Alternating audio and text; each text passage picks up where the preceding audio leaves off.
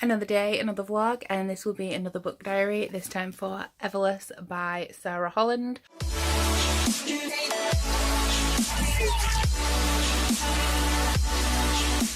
I mentioned in my Throne of Glass book diary that I am going to be vlogging all of my 2018 releases, as well as Throne of Glass and most of my readathons, because I've noticed that a lot of people are doing vlogs and I also really want to get the hang of them because it's a different style of editing that takes more time and I'm really not used to it.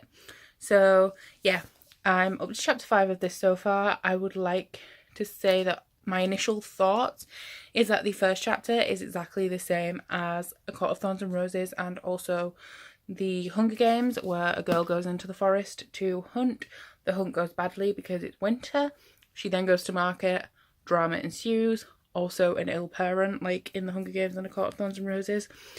So I think that trope is a little bit overdone now. I mean, obviously it's used to accentuate the fact that the family is poor, times are bad, but I think there are multiple other ways you can do that, and with this being a 2018 release, and that being overdone so much, I think it would have been wise to pick a different sort of route to illustrate those points. Aside from that, the story hasn't really got anywhere yet. She's just got to Everless.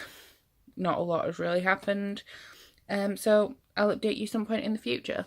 I would also like to say that this could get very spoilery, so if you haven't read this book or don't want to be spoiled for it, then please don't watch this video. Okay, so it's been a long time since I've updated you. I don't even know what page I was on last time, but I'm now on page 252.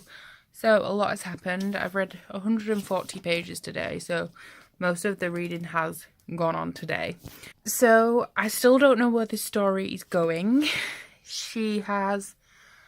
Her father has died, and so she has decided to stay at Everless even though he told her not to. And she is now the handmaid to the Queen and Ina Gold. So that's all happened, and that's about where I am. I understand people comparing it to Red Queen because obviously you have the two brothers, although the lords, not princes in this one, although it's essentially the same thing.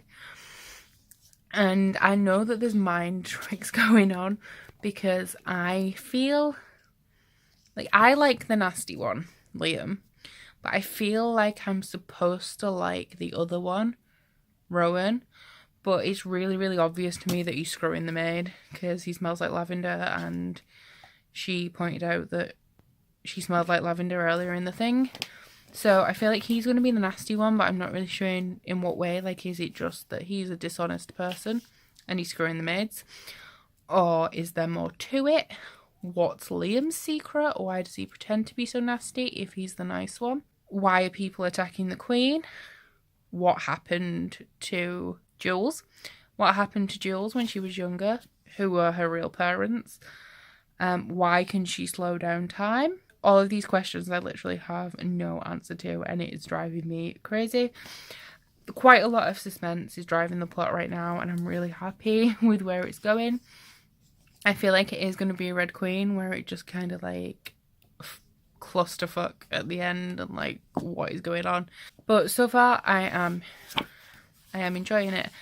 I don't like that I'm making a direct comparison to Red Queen because I read that somebody's compared it to Red Queen. Like, that is annoying me a little bit because I'm like, no, stop thinking about it like Red Queen, because there might not be a huge massive plot twist at the end, but that's just the way I feel like it's going because of that comparison.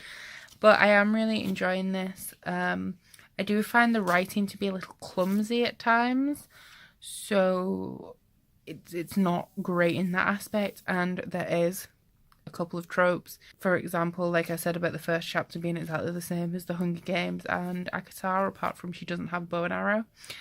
And also a love triangle, although I actually love a love triangle, but only if it's done well. For example, in Twilight, you have a love triangle between Edward, Jacob, and Bella, but you know that she's always going to pick Edward. Whereas this one, there's a love triangle that isn't really a love triangle yet, but you can tell that there is going to be. But I have no idea which one she will ever go for. So I like a well done love triangle, and I'm really enjoying that. I'm probably going to only update you at the end of this book now, unless something crazy happens and I need to like react. But aside from that, I will probably only update you at the end. that's all for this update, and I'll see you sometime later. Hey guys, so I finished Everless by Sara Holland. In the end, I did give it a 4 out of 5 stars. I kind of deducted a star because I was a little bit confused while I was reading it. I think it's just because it's a new fantasy world that I'm not already used to, so it was a little harder to get to grips with to start off with.